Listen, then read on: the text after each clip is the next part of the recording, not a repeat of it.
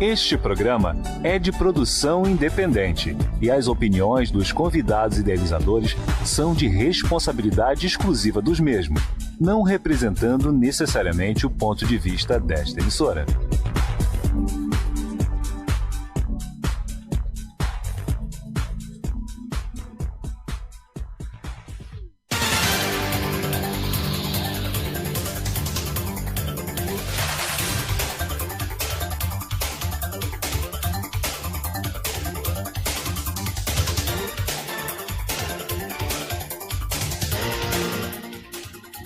Boa noite, hoje, 1º de outubro de 2019, para mais uma edição aqui do Entusiasta Político, direto do Estúdio 2, da Rádio Borborema, em Campina Grande, e hoje com um entrevistado especial aqui hoje, com o presidente do Diretório Municipal do PT aqui em Campina Grande, o professor Hermano.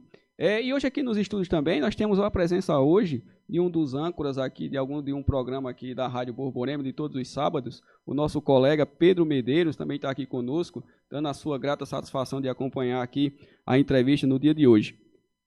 Professor, sem mais delongas, já que nós temos muitos assuntos a tratarmos hoje aqui, nós vamos fazer um apanhado desde o cunho no cenário nacional e também no cenário local, já aqui com o professor, que o professor Hermano é professor universitário da UFCG e também é o atual agora recém-eleito presidente do PT aqui no município de Campina Grande. E desde já quero chamar aqui o presidente do PT e lhe dar, desde já agradecer também, né, ao atendido aqui à direção da rádio pelo pedido. Sei que a agenda do professor é bastante cheia, mas conseguimos aqui um horáriozinho aqui com o professor para debatermos diversos assuntos hoje à noite. Professor, boa noite.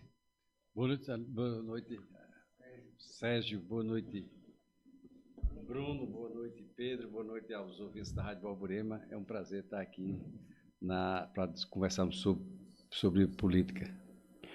Professor, o professor é um professor universitário, aqui em off, nós estávamos aqui em um bate-papo já um pouco individual aqui, e falou que o senhor tinha nos confidenciado que o senhor atualmente é um professor que está aposentado, mas que também hoje já atua na universidade também e continua atuando. Necessariamente, professor, com o advento e a questão desse novo governo, que aí se encontra, principalmente na questão do presidente Jair Bolsonaro, que tem num dos seus ministérios mais importantes, que é o Ministério da Educação, como é que o senhor consegue enxergar a questão, ou até mesmo projetos do Ministério da Educação com relação à questão das universidades e principalmente no tocante à questão desse contingenciamento de verbas que tanto foi pulverizado na mídia recentemente, professor? Sérgio, nós temos um problema sério. Nós somos um país em desenvolvimento. Temos 8.500.000 km² de território. Somos hoje cerca de quase 210 milhões de pessoas habitando no território nacional. Temos uma diversidade regional das mais ricas do mundo, né? O bioma do Amazonas, os cerrados, os pampas, a caatinga do Nordeste, o litoral, o Pantanal. E temos também uma diversidade de formação étnica racial. Eu creio que nenhum país do mundo tem uma formação multinacional do porte do Brasil, né? Índios, portugueses, europeus, asiáticos, japoneses, chineses e coreanos mais recentemente. Enfim, é uma amálgama de raças e etnias que formaram a nação brasileira. Isso nos dá um potencial imenso em relação aos outros países do mundo. Sem falar que é um país bem estabilizado, numa situação extremamente privilegiada. Então, é um país que, mais do que qualquer outro, precisa investir em educação. Mais do que qualquer outro. Os grandes países do mundo que depois, no século XX, a partir do século XX, controlaram o poder global, são países que no século XIX investiram fortemente em educação. A Alemanha, no seu processo de unificação em 1870, jogou todos os seus esforços na formação, na criação das suas escolas em tempo integral, que permitiu que a Alemanha desse um pulo de qualidade. Os Estados Unidos estabeleceram a high school com obrigatoriedade para todos os cidadãos. De manhã e de tarde, o adolescente chega na escola às 7 horas da manhã, sai às 5 horas da tarde. A França fez uma grande revolução educacional no século XIX, instituindo também o ensino público obrigatório para todos os cidadãos. Os países que vieram depois, como a Coreia, investiram em educação. A China hoje, que está peitando os Estados Unidos no avanço tecnológico, investiu em educação. Então, causa um certo... antes da revolta, causa um certo pasmo ver um governo que desinveste em educação.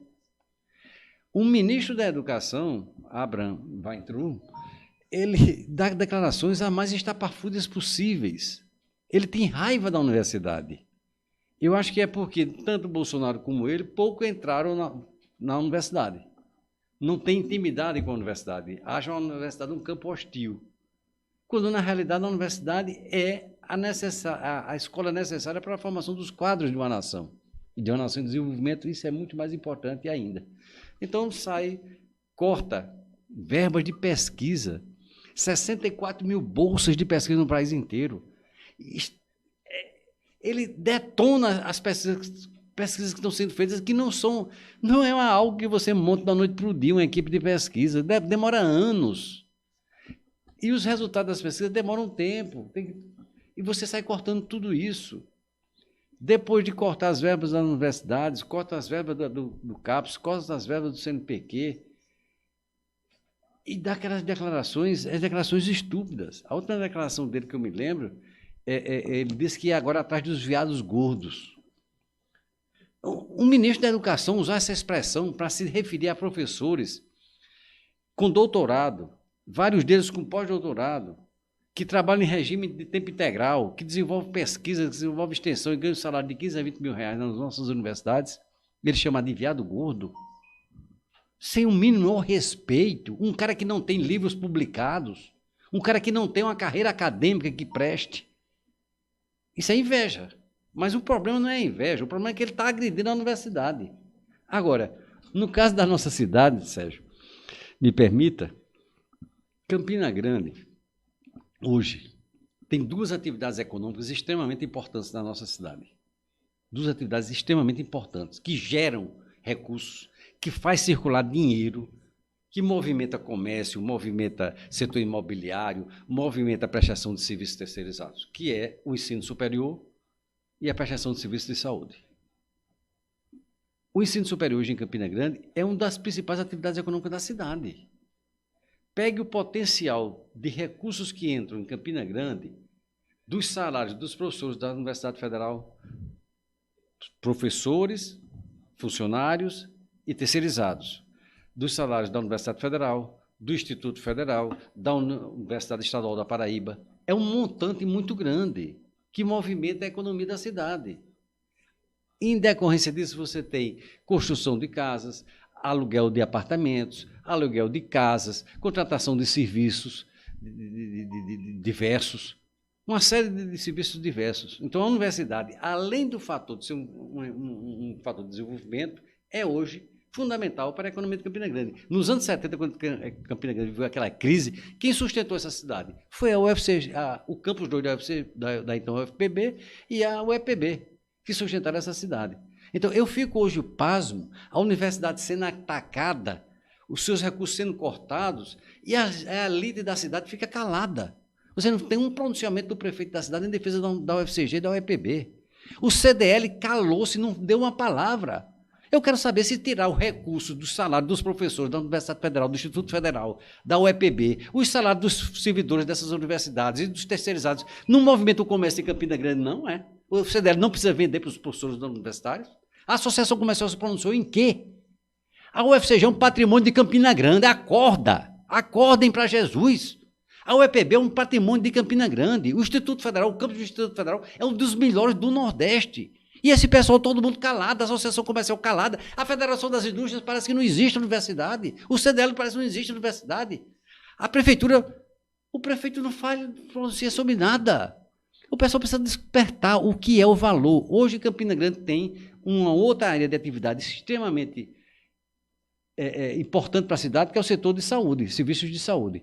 Por que é que existe hoje em Campina Grande o setor de serviços de saúde? Por que é que existe hoje um bairro da Prata cheio de equipamentos de saúde? Porque aqui em Campina Grande, as universidades públicas têm os cursos de medicina, enfermagem, fisioterapia, odontologia, psicologia, cursos das universidades públicas, na estadual e na federal, que formaram os profissionais que permitem que hoje Campina Grande venda serviços de saúde. Certo. Então, assim, professor, até aí... Então vamos despertar para essas coisas. Aí, ao mesmo tempo, você tem um governo, só para concluir, certo, por favor. Você tem um governo federal que tem como política destruir, desmontar a universidade pública. É um negócio maluco, né? Eles fizeram isso no Chile. Na época que Paulo Guedes estava lá no Chile, eles fizeram isso, acabaram com as universidades públicas. Só o ano passado, 50 anos depois do começo da ditadura chilena, é que está sendo reconstruída a universidade pública.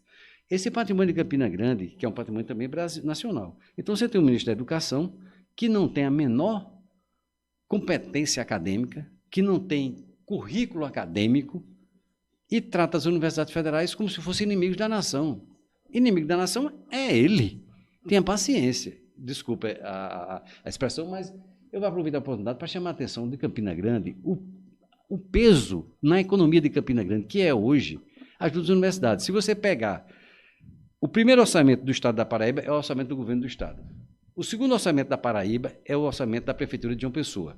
O terceiro orçamento da Paraíba é o orçamento das universidades públicas. O orçamento da Universidade Federal da Paraíba, da Federal de Campina Grande, do Instituto Federal e da UEPB. É o terceiro orçamento do Estado da Paraíba. Isso é um volume de importância econômica. Então, as pessoas tem um volume financeiro considerável. Considerável, entendeu?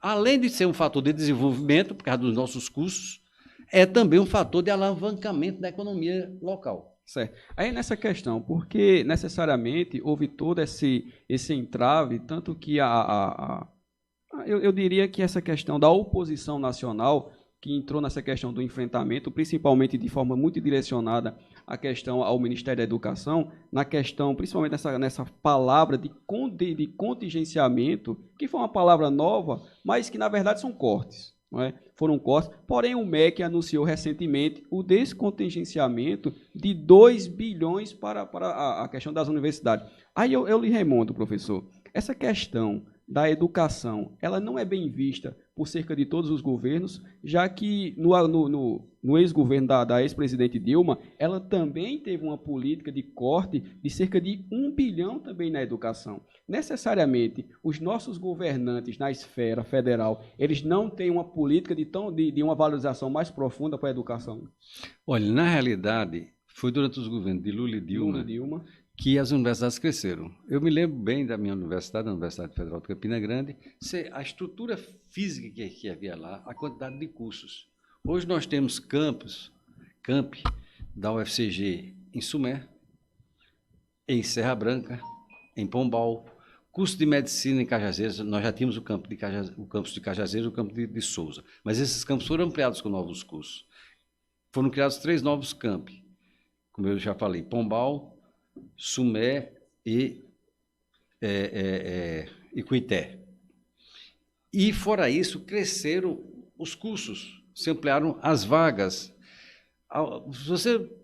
Quem conhece a Universidade Federal de Campina Grande sabe a estrutura física que havia antes e a que havia depois.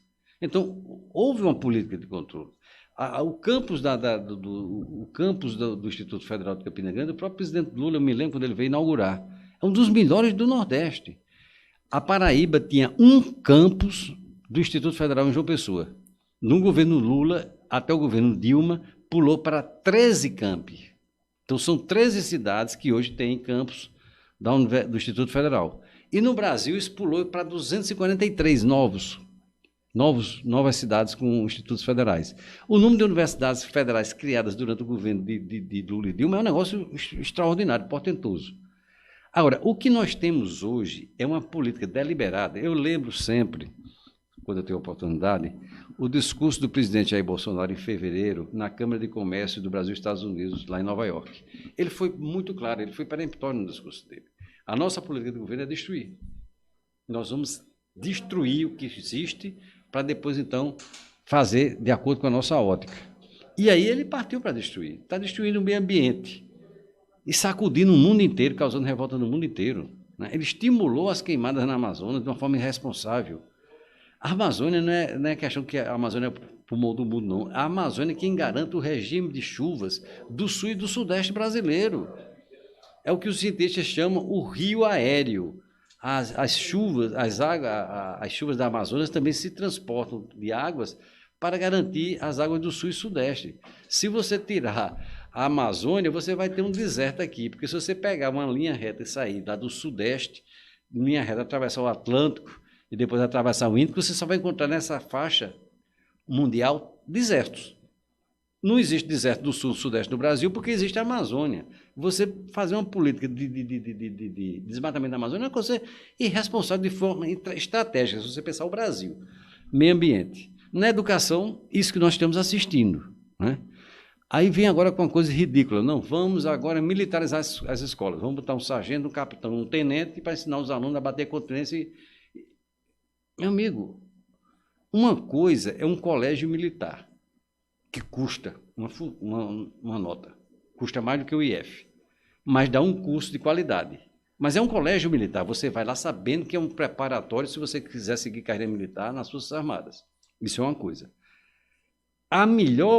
O ranking das melhores escolas brasileiras são os institutos federais.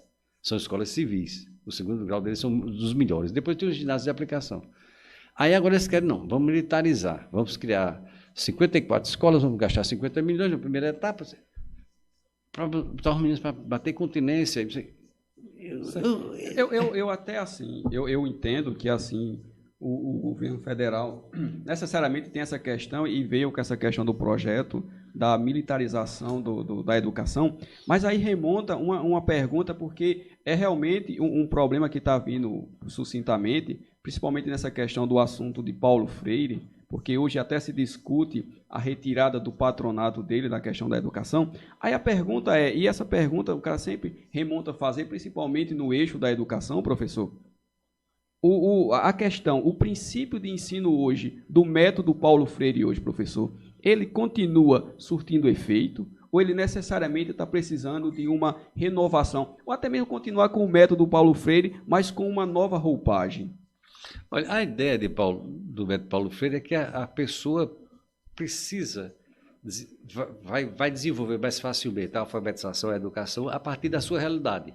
Então, você trabalha a partir da realidade daquela pessoa. Isso é um dado de realidade. Agora, você tem no Brasil não é só o método Paulo Freire, N métodos que são utilizados. Não existe um método padrão. Ninguém é obrigado a seguir um método. Por exemplo, em Campina Grande, você tem uma metodologia para a rede pública municipal. A rede pública estadual tem outra metodologia, inclusive está tentando agora um processo muito importante, que é o projeto de implantação das escolas integrais. Em tempo integral. Tempo integral, que é o melhor. Certo? É o melhor. A gente já pode até chegar lá depois disso. Então, não é porque Paulo Freire é um patrono porque desenvolveu aquilo. Na época dele, ele foi revolucionário no sistema educacional. Agora, você tem que estar o tempo todo... aperfeiçoando os métodos. Certo. E para isso existe a ciência. Né? Por isso que vocês têm os cursos de pedagogia, os cursos de licenciatura, os professores se desenvolvem. Não obrigatoriamente você tem que seguir aquele padrão. Não é um catecismo que você tem que... Mas hoje necessariamente, basicamente, de uma forma muito polida e muito apregoada na questão da educação, basicamente, hoje muito se fala na questão do método Paulo Freire. E muitas vezes o que é questionável é que muitos professores acabam defendendo a tese de Paulo Freire, mas muitos professores não conhecem nem a tese de Paulo Freire. Olha, os outros métodos, o método montessoriano, o método estruturalista de Piaget, você tem vários métodos, certo? Alguns, no curso de licenciatura, se você faz um curso de licenciatura, eu pelo menos fiz licenciatura na antiga FURS, na atual UEPB, né? Quando eu fui estudar para ser professor de História, você estuda os métodos, vários métodos, e vai aplicando. Agora, não existe uma determinação. O que estava em vigor no Brasil era um plano decenal de educação que foi discutido com toda a comunidade acadêmica e dos professores da rede básica, né? E era um projeto para 10 anos. que incluía, inclusive, a melhoria salarial, amarrada àquele projeto de lei de Dilma Rousseff, que garantia 75% do royalties do petróleo para a educação e 25% para a saúde, que foi a primeira coisa que Temer detonou. Então, você ia ter, as condições eram chegar até o ano 2020 com o salário mínimo dos professores da rede pública municipal em todo o país de 5 mil e alguma coisa que o Maranhão já pratica. Rio Grande do Sul não pratica, São Paulo não pratica, mas o Maranhão é pobre, mas pratica. É questão de prioridade, né? O governador do Maranhão estabeleceu como prioridade e hoje o Maranhão paga o melhor salário da rede pública estadual do Brasil. E o Maranhão não tem as mesmas condições de São Paulo, Rio de Janeiro e Minas Gerais, de Rio Grande do Sul. Então, é questão de prioridade. O problema é esse, é que você está tendo... Esse governo trata tudo como se fosse ideologia. Para ele só existe ideologia. Não existe ciência, não existe arte, não existe autonomia. Tudo tem que ser ideológico, tudo tem que ser enquadrado nas novas diretrizes ideológicas do governo. E isso dá problema, né? Você pega... O outro diz, não... Eu não concordo com os dados do desmatamento. Demito um dos mais brilhantes cientistas brasileiros de reputação internacional do INPE. Acabou com o desmatamento? Não, piorou o desmatamento. Continua. Não, o IBGE vai fazer o cálculo, vai fazer o levantamento estatístico da população brasileira, mas não vai contabilizar mais o desemprego. Eu vou cortar 25% das perguntas. Vai evitar o problema da miséria? Não, vai disfarçar. É um negócio maluco isso. É complicado, mas assim, professor, a gente eu vou tentar o máximo, tirar o máximo do senhor, que é professor, tem vasta experiência na área educacional. Estamos aqui para conversar e discutir. Mas assim, é um papo descontraído. Agora, professor, necessariamente, o que é necessário hoje para realmente melhorar a educação, já que muitos professores, principalmente professores da rede básica, hoje são praticamente reféns dos alunos, são reféns de uma alta carga de trabalho, porque existem professores, principalmente aqueles professores que lecionam naquela parte da área mais infantil, tem uma carga horária quase que subhumana, trabalham muito com classes lotadas, professores de escolaridade entre o 6º ano e 9º ano trabalham quase que no limite. Então, assim, professor, o que fazer para um plano ideal para começar a melhorar? Olha, era seguir o plano nacional que foi traçado, inclusive, por esses próprios professores, né? A gente tem que trabalhar com a perspectiva da integralização. O que nós precisamos é que o Brasil conquiste o ensino integral. Nós já temos hoje uma rede pública grande no Brasil. Falta melhorar. Melhorar em duas coisas: o salário dos professores, as condições técnicas das escolas e a integralização. Se o aluno chega na escola às 7 horas da manhã e sai às 5 horas da tarde, ele está bem protegido, ele está muito bem abrigado, ele está a salvo dos monstros lá de fora. E dos problemas aqui fora, né? De muitos problemas lá de fora. Que é o sistema europeu, que é o sistema americano, que é o sistema dos países avançados, que foi o sistema que os coreanos adotaram, que os japoneses adotam. O aluno passa o dia na escola. E aí você joga com as várias disciplinas. As disciplinas bancárias, do banco você tem que sentar, matemática, aritmética, química, física, geografia, mas as outras disciplinas humanísticas, arte, cultura, esportes, lazer, né? Porque você não vai conseguir manter um adolescente só de manhã e de tarde só sentado estudando, é impossível. Mas pronto, agora o senhor tocou até numa questão sensível, principalmente desse projeto do ensino em tempo integral, que na essência do projeto, é belíssimo. Mas na prática hoje, principalmente aqui na Paraíba, onde tem muitas escolas em tempo integrais, é quase que de forma unânime. A maioria dos professores que estão na escola em tempo integral reclamam. Reclamam porque a carga horária é muito alta. Reclamam porque não existe condições de trabalho necessário dentro das escolas. Tanto que recentemente até o Sindicato dos Professores tinha em pauta uma reivindicação para um dia de folga para os professores. Aí a pergunta é, professor, o projeto no papel é brilhante, mas na prática está funcionando na Paraíba? Olha, me parece que sim. Eu não conheço todas as escolas, eu conheço pouquíssimas. Mas nas que eu fui, eu percebi. Os alunos chegam pela manhã, saem à tarde, tem um conjunto de variedade de disciplinas, seguranças armados, câmeras de monitoramento cobrem toda a escola, quer dizer, tem segurança, que era um grande problema, né?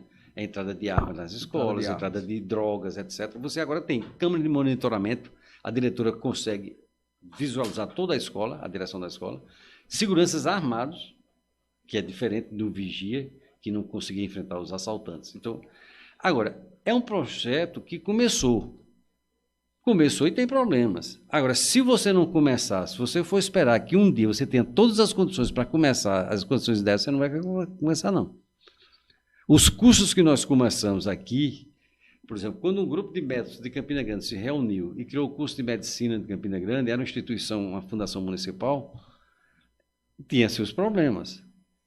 Mas se eles não tivessem criado a faculdade de medicina naquela época, o curso de medicina naquela época, nós teríamos hoje um curso que é referência nacional. O curso de medicina da UFCG é respeitado no Brasil inteiro. Né? Você é formado na UFCG de Campina Grande em medicina, você trafega em qualquer universidade, em qualquer hospital do Brasil. Né? Então, mas por quê? Porque isso foi um processo. Então, há problemas? Eu escuto muitos professores reclamarem. Né? Porque os professores não podem mais ter dupla carga. Dupla carga, né? Dupla carga. Ensinar no município, ensinar no estado, como era muito comum. Mas a tendência, se você quer melhorar o ensino, é integralizar tudo. Integralizar o estadual, integralizar o municipal também. Esse, eu acho que é o caminho. Agora, para isso você vai ter que investir recursos. Né? Vai ter que investir recursos. Agora, se você tem um esforço, por exemplo, um governo de estado investe, outro governo de estado investe lá, mas o governo federal dá as costas, é complicado. Né? Esse negócio de terem derrubado os 75% do royalties para a educação, esse é um crime contra o Brasil. O outro foi a PEC da morte. Né? Nós temos uma emenda constitucional que congelou durante 20 anos, os investimentos em educação, saúde e assistência social. Como se a população brasileira não fosse crescer. Então, durante 20 anos, você não pode reajustar os investimentos em educação, saúde, tem que permanecer naquele mesmo patamar. Está dando o problema que está dando. Está estourando por todo canto. Mas vai estourar ainda mais. Vai inviabilizar a saúde, vai inviabilizar. Você hoje tem problemas gravíssimos na educação. Tem problemas graves na saúde. Não, são problemas gravíssimos na assistência social. Muito sério na questão Infelizmente, que não era para ter. Não era para ter. E nós esperamos que os governos sejam mais sensíveis, principalmente no tocante à questão da área da educação, porque é uma área de extrema necessidade e tem que necessariamente ser priorizada, porque hoje, infelizmente, quem mais sofre na sala de aula são os professores que necessariamente não conseguem ministrar uma boa aula para o alunado. Eu quero agradecer aqui a audiência do Deda Marcelino, que diz aqui, boa noite a todos, do Jornal Borborema, sou ouvinte da CCJ pelo senador que votar contra a reforma da Previdência, foi o senador veneziano Zé Maranhão, e quem abster do voto foi Daniela Ribeiro, alguma coisa assim, Deda Marcelino. E tantos outros aqui, eu quero agradecer também a parceria da BC Mídia na transmissão aqui do programa, também pelo portal de notícia SNN Notícia. Professor, necessariamente agora a gente está praticamente em pauta hoje a reforma da Previdência na questão do Senado. Pergunta-se, a reforma da Previdência é necessária? Nós tivemos hoje, os últimos dados indicam que nós temos cerca de 40 milhões de pessoas da nossa força de trabalho em atividades precárias ou desempregadas, ou desistir de procurar emprego. Então, é um contingente altíssimo da força de trabalho que não tem carteira assinada. Se não tem carteira assinada, não está na informalidade. Está né? em informalidade, ou está desempregado. Ou está desempregado. E, portanto, não contribui para a Previdência. Qual foi a crise da Previdência que se estabeleceu no país? Quando começou a estourar o desemprego, com o estouro do desemprego, milhões de trabalhadores foram demitidos e deixaram de contribuir para a Previdência. Então, a Previdência brasileira ela foi criada baseada decorrente do modelo prussiano, ainda de 1870, mas a ideia é que ela é um tripé. Ela é sustentada pelo trabalhador, pela empresa e pelo governo. É um tripé solidário. E a Previdência está articulada pela Constituição de 88 dentro do chamado conceito de Seguridade Social, que envolve a Previdência, a assistência e a saúde. Bom, esse tripé funciona da seguinte forma. Uma parte da Previdência é financiada pela contribuição dos trabalhadores. Quando você aumentou o desemprego, então milhões de trabalhadores foram demitidos e deixaram de contribuir. Então, uma perna fraquejou. Várias empresas também diminuíram a sua capacidade produtiva. Porque se você está tendo uma crise econômica, as pessoas estão consumindo menos, você produz menos. Se você produz menos, a arrecadação dos impostos cai dessas empresas. Então, o repasse das empresas para a Previdência também diminuiu, porque demitiu, etc. Por exemplo, uma empresa como a Odebrecht tinha 240 mil operários. Não, 240 mil funcionários. Hoje tem 60 mil. A indústria da construção naval está praticamente falida, né? Eram dezenas de milhares de trabalhadores, com salário, mão de obra extremamente qualificada. Esse setor todinho praticamente faliu, não contribuiu mais para a Previdência. Então, quebrou a perna, é um tripé, quebrou uma perna do tripé, a perna dos trabalhadores, das empresas, porque diminuiu e do governo, porque caiu os impostos. Caiu a arrecadação. Então, 3 coisas de uma vez só que afetaram as pernas da Previdência. Se a economia brasileira tivesse continuado a crescer, nós não estaríamos com essa crise. Certo. Porque nós teríamos adentrado, né, as contribuições continuariam. Então, agora, só que a reforma da Previdência, ela está sendo discutida sem levar em consideração os interesses da população. Se a reforma da Previdência é boa, por que os militares não entraram nela?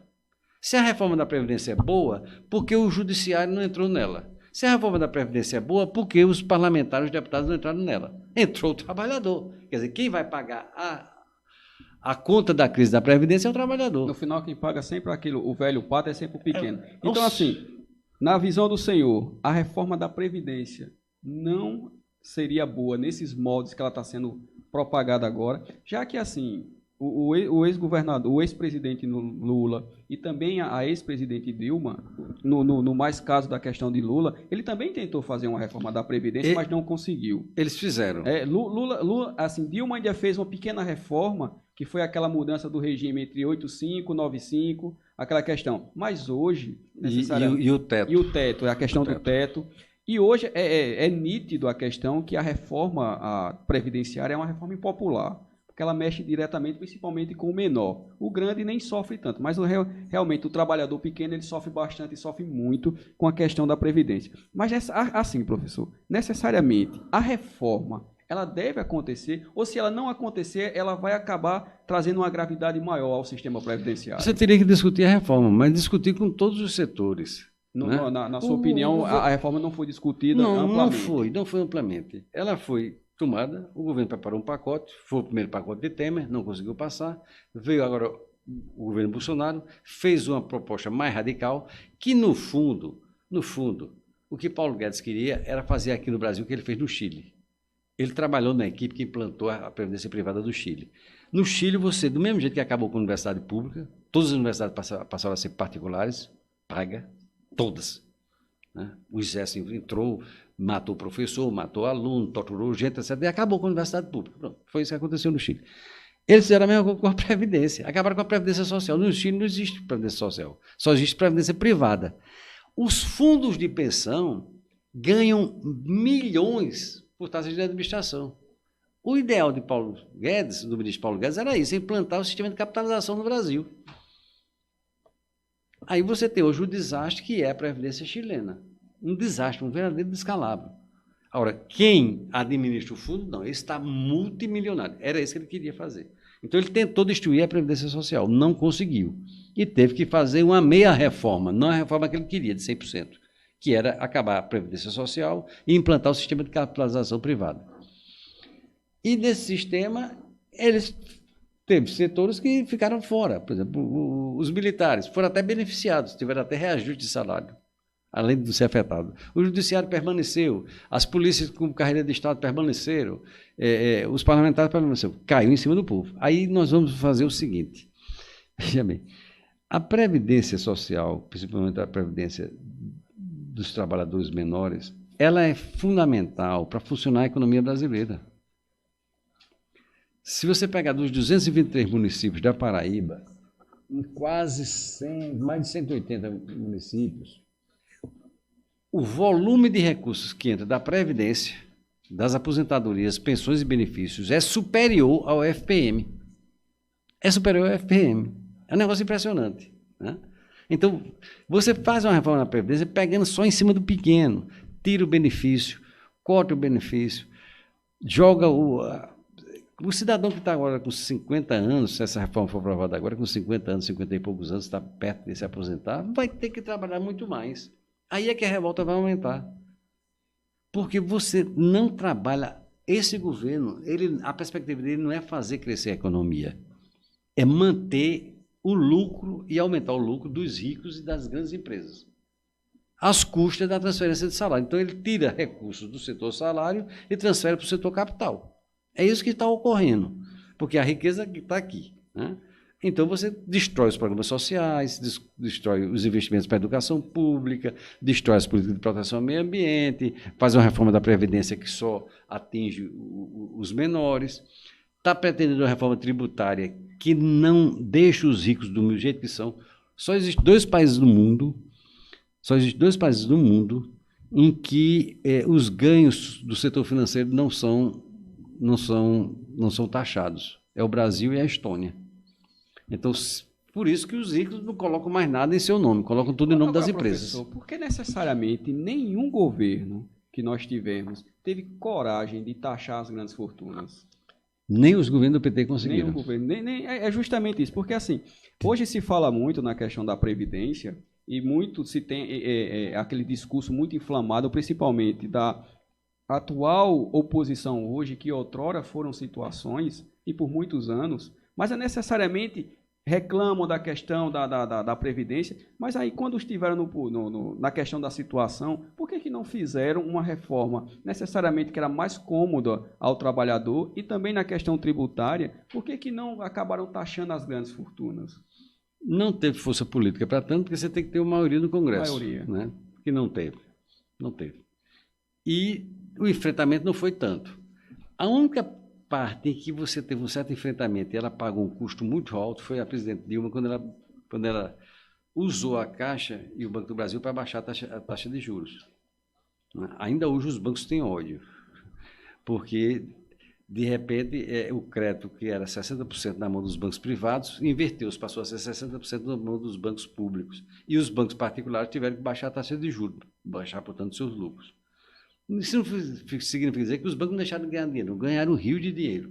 Só que mas abriu um leque maior de concorrência entre os bancos. Pois né? é. Agora não, você tem uma concentração bancária muito grande e a economia está em crise, mas os bancos estão aumentando. A cada ano, o lucro está sendo maior. A economia real, produtiva, né, o que produz, o que gera emprego, o que gera renda, isso está encolhendo. Mas o lucro do setor rentista está aumentando. É um disparate. Por quê? Porque voltamos mais uma vez à mesma coisa. Não existe nenhum pronunciamento do presidente da República e dos seus ministros dizendo vamos crescer a economia por aqui, vamos gerar emprego dessa forma, vamos investir nos setores tais. É só corte e joga todos os recursos do orçamento para o serviço da dívida. Hoje é muito melhor você jogar nos papéis do que você investir numa empresa. Porque nos papéis você vai ter uma lucratividade maior, vai ter um rendimento maior, sem ter preocupação com folha, sem ter preocupação com funcionário, sem ter preocupação com imposto, sem ter preocupação com disputar mercado. É o dinheiro fácil. Né? Você estou ali, jogou no mercado, jogou nos papéis, mas isso é falso. Isso não vai conduzir o Brasil a uma saída econômica. Na nossa opinião, seria só uma questão de uma camuflagem, né? Tem gente que está ganhando dinheiro, o setor financeiro está ganhando dinheiro. Agora, o setor produtivo está ganhando dinheiro. Você está tendo uma retração da indústria, do comércio, dos serviços e uma retração dos salários. Se os salários retraem, logicamente vai retrair a demanda. Se a demanda retrai, não vai ter consumo. E você vai vender para quem? Cada vez mais você tem menos gente com capacidade de disposição de venda. Então, é loja fechando, é uma crise desnecessária. Nós somos um país de desenvolvimento. Na Europa, o saneamento básico já foi feito, a habitação popular já foi feito, sistema de saúde. No Brasil, essas coisas estão por fazer. Então, o país do futuro é aqui e agora. A gente precisa investir em saneamento básico, habitação popular. Aí corta, não vai mais investir em habitação popular. Quer coisa para gerar mais emprego do que construção civil? Foi muito forte, né? Teve um período de alta pujança. Eu quero agradecer aqui também a audiência do Kleber Bezerra Cabral, homem forte do Campinense Clube, também do Ubiraci Santos Figueiredo, e o Ubiraci Santos Figueiredo está dizendo aqui, Lula livre. Vamos lá, vamos atrás. Vamos lá. Agora e Kleber Raposeiro. Homem forte na Raposa, Kleber. Com certeza, Kleber. Professor, tomando aqui partida aqui, principalmente na questão do Ubiraci, o tema Lula livre. Recentemente, os procuradores da Lava Jato entraram com um pedido na questão do regime semiaberto do ex-presidente Lula. E existe toda uma questão aí que o ex-presidente está se negando a entrar no regime de progressão de pena. Aí eu queria que o senhor debatesse aqui de forma muito clara e muito límpida aqui. Essa questão do ex-presidente Lula, necessariamente, não querer adentrar na questão do regime de progressão, seria uma questão de um meio mais político, de manter a questão do nome dele tão aceso ainda, principalmente na questão dele ainda continuar preso? Olha, o processo do triplex do Guarujá, né, que é o caso em tela. O processo do triplex do Guarujá, o ex-presidente Lula sofreu 2 acusações. Uma acusação de corrupção passiva e uma acusação de lavagem de dinheiro. Na acusação da corrupção passiva, segundo o Ministério Público Federal, ele teria se beneficiado de 3 contratos que as empresas celebraram com a Petrobras. Essa é a acusação. 3 contratos específicos, X, Y e Z. Essa é a acusação do Ministério Público Federal. E a outra é a acusação de lavagem de dinheiro. Como ele se beneficiou? Ele se beneficiou através do sistema de lavagem de dinheiro. Em vez de receber dinheiro, ele teria recebido um apartamento triplex lá no Guarujá. Essas são as 2 acusações. O juiz Sérgio Moro contratou 2 auditorias, 2 empresas auditoras, uma holandesa e uma americana. Eles fizeram a devassa das contas da Petrobras, sem falar que a vida de Lula foi mais devassada do que qualquer cidadão no mundo. Né? E não foi devassada só pelo pessoal daqui, não. Viu? Polícia Federal, Justiça Federal, foi devassada pela NSA, foi devassada pela CIA, por todo canto. Bom, em suma, o Ministério Público Federal e a Polícia Federal não conseguiram mostrar nos autos do processo aonde estava o ato de ofício através do qual o presidente Lula, enquanto presidente da República, se beneficiou desses 3 contratos. Não existe um ato de ofício. Porque você só pode dizer que aquela pessoa fez a corrupção passiva, e corrupção ativa é o empresário. O empresário quer ganhar dinheiro, chega e corrompe um agente do Estado. Eu tenho uma empresa laranja, eu quero ganhar dinheiro com a merenda escolar de Campina Grande, eu corrompo um agente da prefeitura, um agente público da prefeitura, ele vai me beneficiar no leilão, eu vou ganhar dinheiro e uma parte do dinheiro é minha e outra parte é dele. Eu sou o corruptor ativo. O agente público, né, aquele que favoreceu o desvio do dinheiro da merenda escolar de Campina Grande, é o corruptor passivo. Então, o presidente Lula foi acusado de ser um corruptor passivo. Ele teria beneficiado da empresa em 3 contratos. Não se encontrou nada disso. Não existe uma prova de que o presidente Lula tenha feito, através de ato de ofício, através de uma decisão, enquanto presidente da República, beneficiado de alguma empresa. Tanto é que, na sua sentença, o juiz Sérgio Moro escreve: condenado por ato de ofício indeterminado. Isso não existe, meu amigo. Você não pode ser acusado de alguma coisa indeterminada. Você está preso porque você fez uma ação indeterminada. Certo? Qual ação? Não, é uma ação indeterminada. Mas qual ação? Indeterminada. Indeterminada é o quê, meu amigo? Então, a acusação é essa, do Ministério Público, que o juiz Sérgio Moro reconhece na sentença dele. Ele foi acusado de corrupção ativa por ato de ofício indeterminado, ou seja, não conseguiram provar que ele exerceu, enquanto presidente da República, usando o poder do presidente da República, beneficiou alguma empresa. Essa é uma coisa, uma acusação. A outra acusação é lavagem de dinheiro. Então, essa lavagem de dinheiro, ele fez um ato, segundo eles, de corrupção ativa, passiva, e teria recebido isso um benefício. Qual o benefício? Um apartamento triplex do Guarujá. Bom, o apartamento pertence à OAS. A OAS empenhou esse apartamento junto à Caixa para garantir um aval, deu esse apartamento como aval para um empréstimo junto à Caixa Econômica Federal. Ou seja, o apartamento, Lula nunca dormiu no apartamento, a família dele nunca se beneficiou do apartamento, o apartamento não está no nome dele, ele não comprou o apartamento, não vendeu o apartamento continua sendo da OAS e está hipotecado a Caixa Econômica Federal. Então não tem uma lavagem de dinheiro. Porque o apartamento é dele, nunca foi. Ele nunca foi dono do apartamento. Então, nem tem a corrupção passiva, o anticorrupção passiva, não existe isso nos autoprocessos, nem tem a lavagem de dinheiro. Não existe o crime, nenhum nem outros. Então assim, professor, na sua opinião, o ex-presidente Lula ele foi condenado de forma injusta, em primeira instância. E aí a questão, porque assim, muito se fala hoje e nessa questão da injustiça do julgamento do ex-presidente, mas aí entra a questão, mesmo que se houvesse a questão da injustiça do julgamento em primeira instância, ele teve uma pena majorada na segunda instância e teve uma ratificação também na terceira instância. Então, assim, cerca de quase 20 juízes acabaram julgando o ex-presidente Lula. Aí a pergunta que faz... 3 e mais 5. 5, né? Pronto. Vamos lá. Então, assim, essa quantidade de juízes, todos eles erraram, professor? No primeiro você tem isso aí, certo? No segunda instância, tinha 256 processos na frente do presidente Lula. Eles pegaram o processo do presidente Lula, passaram por cima de 256 processos. Inclusive, um dos processos é a morte de mais de 200 adolescentes na Boate Kiss. Até esse processo, eles passaram por cima desse processo para botar o processo do presidente Lula. Porque, na realidade, todo esse processo visava só uma coisa: afastar Lula da eleição do presidente da República. Qual era o nome que estava para frente de todas as pesquisas? Luiz Inácio Lula da Silva. O Brasil inteiro sabia que se ele fosse candidato, ele ia ganhar. Ele ganhava de todos os candidatos. Então, precisava tirar o cara. Tirou o cara como? Montando o que se chama de lawfare. Você estica a legislação e cabe. Então, não consigo provar que ele assinou algum documento, que ele tomou alguma decisão que beneficiasse as empresas. Então, mas ele é acusado de ato de ofício indeterminado. Sim.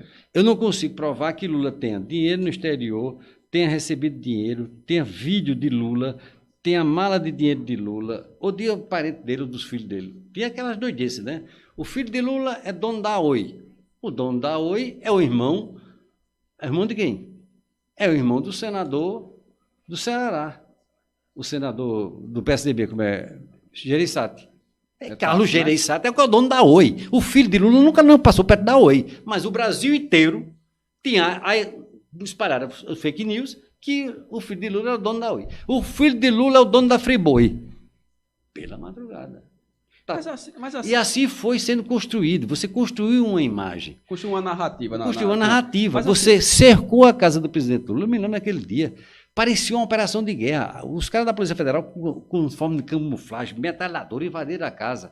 Revistaram até o colchão do casal. Levaram o tablet do neto de Lula, nunca devolveram. Não encontraram absolutamente nada. Você tem denúncias seríssimas, tem dinheiro na Suíça, a conta está em nome de José Serra, não tem nada. Aécio disse que pegava, matava, recebeu dinheiro, não tem nada. Todos eles, mas no caso de Lula você não tem uma gravação de vídeo, de áudio, não tem um documento, não tem uma prova, não tem nada. É impressionante, mas tem o seguinte, a certeza que ele seria presidente da República. Certo, mas eu acho que a grande discussão, necessariamente, professor, que gira em torno, é porque existe uma narrativa muito forte nessa questão do Lula livre, uma bandeira muito forte na questão do Lula livre, mas, em compensação, não existe uma bandeira tão forte na questão, principalmente nas prisões dos seus ex-ministros, que, em muitas delações, acabavam envolvendo o nome do ex-presidente. Então, assim, existe uma narrativa muito forte na questão da defesa do Lula livre, mas não existe uma defesa muito forte em cima deles. Você só tem um caso concreto, de acusação concreta, de Palotti. Por isso que ele foi demitido. Ele foi demitido quando se descobriu que ele estava recebendo dinheiro de banco. Certo. Os bancos foram acusados de alguma coisa? Não, os bancos não. Como é que você pega 55 milhões de reais e bota dentro de um apartamento? Esse dinheiro vem de onde? De algum lugar ele de algum banco. Não tem essa. Porque a moeda sai da casa da moeda e vai para os bancos. Os bancos, necessariamente. Ou você assalta a casa da moeda, como aquele seriado da Netflix, La Casa de Papel. Ou você toma conta da casa da moeda e fabrica dinheiro, ou você tira o dinheiro do banco. Então, alguém tirou 55 milhões do banco, Não fabricou, o dinheiro, a moeda não é falsa. Não era falso. É dinheiro verdadeiro. E botou dentro de um apartamento. Alguém tirou 500 mil. Vai lá no banco aqui, amanhã, vai aqui no Banco do Brasil, eu quero sacar 500 mil reais. Mesmo que você tenha dentro da conta, é um protocolo, ou não, para o cidadão normal. Agora, para o corrupto, o cara vai lá e sai com uma mala de 500 mil. O cara bota 55 milhões dentro de um apartamento. O cara transfere bilhões para a Suíça. Quer dizer, nesse caso, cadê o banco? O banco não tem nada a ver com isso. Só quem tinha as empresas. Tudo bem, as empresas. Agora, a empresa tem que ser resguardada. Você não pode fazer o que o Brasil faz. Nos Estados Unidos, os diretores foram presos, mas empresas, em um mês, já estavam funcionando de volta. A Ford, todas as empresas. Na Alemanha, o presidente da Volkswagen foi demitido, preso tudo. A Volkswagen parou de produzir nada. No Brasil, você escangalhou. A maior cadeia produtiva do Brasil era a construção civil pesada. 260 mil empregos, só uma empresa, 250 mil empregos, só uma empresa Aldebrecht. Está com 60 mil. Os caras caíram, acabaram com isso. Quem é que vai entrar no mercado brasileiro agora da construção civil pesada? As empresas americanas e chinesas. Porque você acabou com as empresas brasileiras. Você leva 10, 20 anos para formar um engenheiro sênior. Você tem hoje milhares de engenheiros sênior fazendo serviço de Uber. Quer dizer, um investimento que o país fez da qualificação daquela mão de obra altamente qualificada, destruído. Então, Pallotti envolveu-se. É o único que está. Agora, quando saiu atirando. Ele acusa Deus e o mundo. Ele não apresenta uma prova. Tanto é que o Ministério Público Federal recusou aceitar a delação dele. Premiada. Foi preciso que os cabas no governo de Temer aprovassem uma lei para autorizar a Polícia Federal a aceitar a delação, que a Polícia Federal não podia aceitar a delação. Essa lei foi aprovada no governo de Temer, não esqueçam disso. Aí, a Polícia Federal aceitou a delação de Pallotti. Quem é que manda na Polícia Federal? O ministro da Justiça. O ministro da Justiça é um agente político, né? Ora, Sérgio Moro é o juiz, condena Lula e já acerta com o principal beneficiário da prisão de Lula o lugar dele no governo. Não houve uma operação Lava Jato, houve uma conspiração Lava Jato. Graças a Deus, existe uma coisa chamada The Intercept. Porque o que a gente sabia, eu passei o ano 2015 dando entrevista, recebendo pancada de Deus e o mundo nas emissões. Mas assim professor, necessariamente. Hoje, vamos tá a gente vamos entrar na questão da questão do Intercept. Mas assim, a questão da Lava Jato, porque muito se fala também na questão que hoje o ministro da Justiça e o ex-juiz Sérgio Moro trabalhou pela questão da prisão do Lula, mas também com o viés da questão da vitória do presidente Bolsonaro. Mas aí, no tocante a isso, mesmo quando estava na balha, toda aquela questão da celeuma, o nome do atual presidente, ele não vigorava nem entre o quinto mais bem votado. Ele era tido como até um personagem que ia entrar na política, mas seria até caricato. Aí a pergunta é... Mas ele foi a Curitiba e conversou com o Sérgio Moro e se acertou antes da eleição. Ele convidou o Sérgio Moro antes da eleição, antes dele disparar nas pesquisas. Jornais divulgaram isso, essas conversas. Ele aceitou antes. Então tem um negócio aí, por exemplo, eu me lembro, eu assisti alguns depoimentos, algumas entrevistas do juiz Sérgio Moro, inclusive as entrevistas, os interrogatórios do ex-presidente Lula, e li também alguma coisa. Né? Não sou jurista, não. Mas algumas coisas eu li e algumas coisas não saem da minha cabeça. O primeiro depoimento foi o presidente da... Não foi Léo Pinheiro, foi o outro que era presidente da... Era o chefe. Ele disse, em 1997, 6 empresas se reuniram e criaram um clube. Ele chamava de clube. A Polícia Federal chama de ORCRIM, Organização Criminosa. Eles criaram um clube. As 6 maiores empreiteiras, e corromperam um diretor da Petrobras, o diretor de operações, que na época era filiado ao PSDB. Em 1997, o presidente da República era Fernando Henrique Cardoso. Esse cidadão chamava-se Delcídio do Amaral. E o assessor dele chamava-se Cerveró. Então, o esquema de corrupção na Petrobras começou em 1997. Quando ele deu esse depoimento, Sérgio Moro jogou fora. Isso não interessa. Só me interessa de 2003 para frente. Por que é que ele deixou 6 anos de investigação de fora? De 97 a 2003. Era Delcídio Amaral. Só que Delcídio Amaral, na época, era diretor e era do PSDB. Quando Lula ganha e o PT assume o poder, Delcídio, que é um belo oportunista, aproveitou uma das várias bancadas que o PT deu e aceitou ele dentro dos seus quadros. E virou líder, né? Líder do PT. Foi para o PT, se elegeu senador, virou líder. Líder do PT. E botou no lugar dele quem? Como diretor? Cerveró, que já era o assessor dele quando ele começou a receber as propinas. Então, a corrupção ativa é feita pela empresa. Ela vai, escolhe um cara e pega. A Petrobras tem 100 e tantos diretores. Eles pegaram 3 diretores. Corromperam 3 diretores. Eu me lembro de um deles, que o cara tinha uma parede falsa dentro do apartamento dele para esconder as coisas. E o outro, a parede falsa, o cara fazia um negócio, né? Cinematográfico, né? Cinematográfico. E o outro disse, eu vi o depoimento dele, disse, às vezes eu fico parando, foi o que eu fiz da minha vida. Eu tenho 250 milhões de dólares na Europa e não posso fazer nada com esse dinheiro. Agora sim, professor, todos Estou eles... preso hoje e pronto. Tanto ele, o Delcídio do Amaral e o Cerveró foram presos e foram pegos pela Operação Lava Jato. Exatamente. Pergunta-se, a Operação Lava Jato, hoje força-tarefa, porque muito se discute porque antes da Operação Lava Jato, praticamente não se prendia pessoas do colarinho branco. E depois da Força-Tarefa Lava Jato, hoje está preso Sérgio Cabral, ex-governador do Rio de Janeiro, o Antony Garotinho, o Pezão, o Eduardo Cunha e todos os outros. Pergunta-se, necessariamente, a Força-Tarefa Lava Jato, hoje ela é um marco no combate à corrupção? O marco no combate à corrupção é a lei assinada pelo presidente Luiz Inácio Lula da Silva, que permitiu esse tipo de operação. A autonomia e o respeito que Lula deu à autonomia da Polícia Federal e do Ministério Público Federal sem nenhuma interferência, sempre escolheu o que eu acho que hoje está provado que foi um erro, excesso de puritanismo, foi um erro. Está aí o presidente atual escolheu um procurador que ele foi lá, começou com um cara fora da lista, não está nem na lista. Não está nem na lista. E depois Dilma fez uma lei mais arrochada ainda, mais rígida. Então, se não fosse essas 2 leis, não tinha Lava Jato.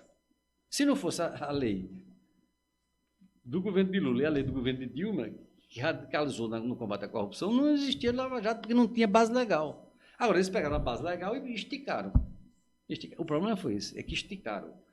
Lula foi condenado, está no despacho do juiz Sérgio Moro, por ato de ofício indeterminado.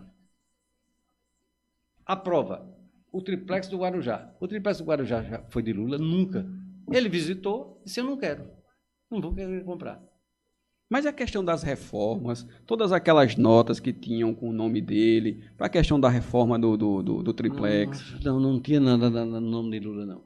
Não tinha. Não tem nenhum documento no processo. Tem uma coisa lá que Lula, tem um episódio lá que o Sérgio Moro disse, presidente Lula, tem aqui um papel que descreve aqui umas reformas. Aí Lula pergunta, está assinado, doutor? Tá não. Então o que é que o senhor quer com o papel? Não está assinado, não tem prova nada. Por sorte, não sei se os ouvintes, se você também lembra, Sérgio, por sorte, o MTST fez uma operação e invadiu o tal do triplex. E filmou o triplex. Viu? Uma coisa era o triplex que a Rede Globo mostrava, um apartamento luxuoso, imenso. Outra coisa é o triplex real lá do Guarujá. Um quichó. Um negocinho apertadinho. Uma churrasqueira de canto. Uma piscinazinha de tanque de plástico. Mas com uma reforma no valor exorbitante, como foi aquela questão que aí foi é problema da dele, descrito. mas não foi Lula. Lula não fez reforma, Lula foi lá e disse, eu não quero. Mas o empreiteiro, professor, que disse que necessariamente a reforma seria um presente ao ex-presidente. Porque ele estava com prédio para vender. Certo. Aí, não, esse prédio aqui vai morar o presidente Lula. Quantas pessoas não irão comprar apartamento? Tinha até a construção de um elevador suplementar para dar acesso ao ex-presidente. Mas ele nunca quis. Ele disse, eu não quero. Eu não quero. E Dona Marisa mandou Dona Marisa devolver as parcelas que já tinham sido pagas. Parcelas pagas. Mandou devolver. Quer dizer, entrar na justiça para recuperar as parcelas pagas. Ele nunca foi. Ele foi uma vez, olhou, não gostou. E disse por quê. Eu não sou doido. Aqui é cheio de escada, meus netos vão cair. Marisa, que privacidade a gente vai ter aqui? Nenhuma. Pronto. Mas ele, como ex-presidente, eu acho que não teria privacidade, acho que em lugar nenhum. Né? Mas ele não quis, ele não é obrigado dele. a comprar uma coisa. Não, é. O cara tem dinheiro. A declaração de imposto de renda dele está lá comprovada o recurso que ele tem. Ele teria dinheiro para comprar um apartamento de 1.300.000, 1.600.000, sei, o valor é esse, né? 1.300.000, 1.600.000.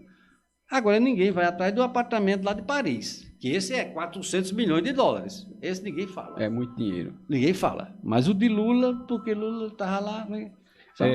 Eu quero aqui agradecer aqui a audiência do Walter Gomes, do Pedro Medeiros, Gilvaldo Cavalcante, Edinaldo Vieira, Alexandre Marques, Fátima Luna, Carlos J.R., Hermano Júnior, Jânio Raposo, José Venâncio, Germana Borges, Ivonete Nascimento, Cícero Silva, Doca Fátima, Josimar Herculano e também o Ubiraci Santos Figueiredo. Professor, no auge da questão hoje, da questão da Lava Jato, que é uma coisa extremamente notória, surgiu também a figura da questão da Vaza Jato, que hoje tenta questionar a questão da atuação da Operação Lava Jato. Questão essa da Vaza Jato, que nitidamente trabalha com mensagens que foram hackeadas.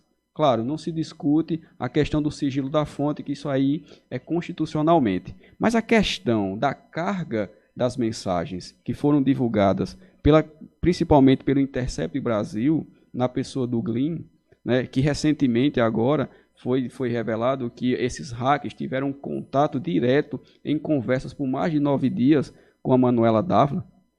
E essa questão do Intercept tem confrontado a questão da lisura da Lava Jato. Pergunta-se, até que ponto vai essa questão da Vaza Jato com essas questões, principalmente dessas mensagens que foram hackeadas? A procuradora pediu desculpa publicamente a Lula. A procuradora da Lava Certo, Jato, por uma conversa no campo privado, né, de conversa lá da questão do Telegram. Não, foi no Telegram. Foi no Telegram. Eu acho que quem pegou aquilo ali é algum deles. Porque você tem que estar no sistema para poder ter acesso. O Telegram, eu não conheço de informática, mas as informações que eu tenho, é um sistema extremamente seguro. Você não consegue hackear. Uma coisa é aquele grupo de hackeadores lá do interior de São Paulo que o Sérgio Moro foi lá pegar. Aquilo é outra coisa. Aquele pessoal não... Mas o Vermelho confessou o hackeamento. Ele confessou que hackeou o telefone de fulano, o telefone de Beltrano. Agora, o que a Intercept tem é um material que era funcional da Lava Jato. Eles usavam os telefones funcionais, por isso que o procurador, o ex-ministro da Justiça, esqueci o nome dele agora, fez um artigo belíssimo, detonando os caras. Eles usavam o aparelho funcional. O aparelho funcional não é um aparelho particular, é um aparelho pago pela República, pago pelo dinheiro público. O celular que Sérgio Moro, o celular que Daltan Dallagnol, o celular que os procuradores usavam, era o celular funcional, pago por a gente, pago pelo contribuinte. E alguém deles pegou e hackeou. Não há nenhuma contestação mais ao conteúdo. Não há nenhuma contestação. Ninguém contesta mais o conteúdo. O conteúdo está provado que é aquilo. E o conteúdo provou que houve, inclusive, conversas que não poderiam haver. O juiz instruindo o procurador como agir. Joga a prova aqui, joga acolá. Selecionando as escutas ilegais. Essa escuta aqui você divulga, essa aqui não passa para a Rede Globo. As escutas em que Lula se recusa e resiste a assumir o cargo de ministro, eles não divulgaram.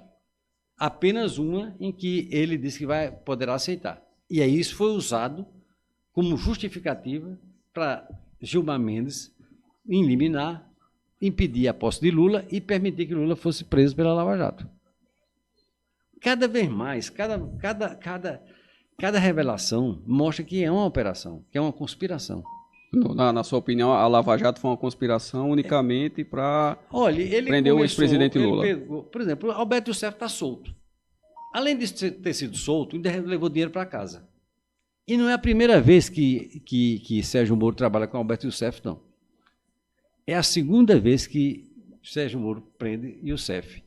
A outra foi no Banestado. Ele era o juiz da Banestado e ninguém foi preso. O desvio de dinheiro, se calcula que o desvio de dinheiro da Banestado é muitas vezes superior aos cálculos de desvio de dinheiro da corrupção da Lava Jato ou do Banestado. E o juiz era Sérgio Moro e o doleiro era Youssef. E ele prendeu o Youssef e depois soltou. Então tem uma série de coisas aí irregulares. Agora, tem gente que foi preso, que fez coisa errada. Então pague. Que pague, né? Que pague. Agora sim, professor. Agora, você não pode destruir as empresas, como as empresas foram destruídas, e não pode pegar a Justiça e o Ministério Público e a Polícia Federal e transformar em agentes de uma conspiração política para afastar um candidato e permitir que outro candidato ganhe. Isso é real. Eu acredito, isso o Brasil está assistindo. Eu acredito que a discussão da questão de alguns excessos, principalmente por alguns membros da força-tarefa da Lava Jato, são discutíveis, tanto que a própria procuradora, ou foi a juíza, chegou a pedir desculpas por conversas que estavam lá no âmbito da questão do Telegram. Mas aí vem a situação, professor. Até que ponto nós vamos ficar nessa questão, principalmente nessa carga de mensagens hackeadas, tanto que agora, se não me foge a memória, a questão do Intercept não tem mais divulgado nenhum tipo de mensagens, né? Tanto que agora a Polícia Federal, depois que fez essa questão e noticiou a questão das conversas da ex-candidata a vice-presidente na chapa do Fernando Haddad, na questão dos hackeamentos, o jornalista Green acabou silenciando nessa questão. Ele não tem mencionado mais, nem também tem falado mais, e nem a questão do Intercept também tem divulgado novos diálogos. Essa questão, como é que você, na visão do senhor, você acha que vai ficar essa questão da Vaza Jato? Ela vai continuar ou ela tem mais coisas para divulgar a respeito da Lava Jato? Bom, eu não sei porque eu não sou da Intercept. Agora, que ele diz que tem coisas e muita coisa e vai divulgar, ele segue aquele rito do jornalismo americano, né? O mesmo caso de Snowden, quando foi para divulgar os Wikileaks. O Wikileaks. E no caso de Manuela Dávila, foi ela que disse, está aqui meu celular, eu quero que investigue, pereci. Sérgio Moro não ofereceu o celular funcional dele, Deltan Dallagnol não ofereceu o celular funcional dele para perícia, nenhum dos procuradores ofereceram, né? E tem mais ainda a questão da fundação, né? Que a gente está falando. A fundação do Deltan. A fundação do Deltan. 2 bilhões e meio da Petrobras que eles levaram e 6 bilhões e 700 milhões da Odebrecht. E um dos procuradores se aposentou e montou um escritório para trabalhar para quem? Para a fundação. A mulher do Sérgio Moro montou um escritório para trabalhar para quem? Para a fundação. E os diálogos são horríveis. Deltan Dallagnol diz claramente, ganhei esse ano 400 mil, livres, limpinhos. Você devia fazer o mesmo. E bota no nome da mulher, bota no nome orientando um esquema de laranjas. Algo que ele não podia fazer, orientando. E queriam se apropriar do dinheiro da Petrobras, né? 2 bilhões e meio de dólares para uma fundação que eles iam gerir para contratar eles, os esquemas deles, os esquemas laranja deles. É um esquema de laranjas. Só que é um esquema de laranja conduzido por procuradores da República, por um juiz federal. E um juiz federal que tomou decisões que conduziram à retirada do mais forte concorrente do processo eleitoral. E ele hoje serve ao governo vitorioso, ao candidato vitorioso. É muita coisa, né? E eu acho que a gente vai...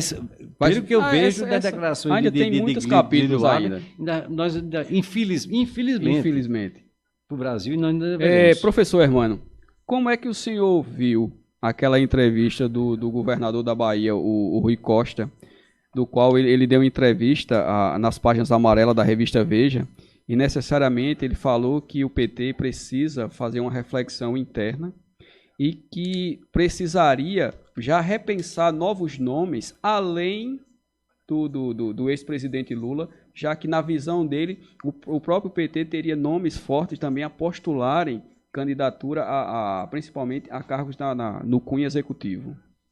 Essa é uma tarefa. Um partido político que se pretende ter um projeto estratégico para uma nação, ou para um estado, ou para uma cidade, né?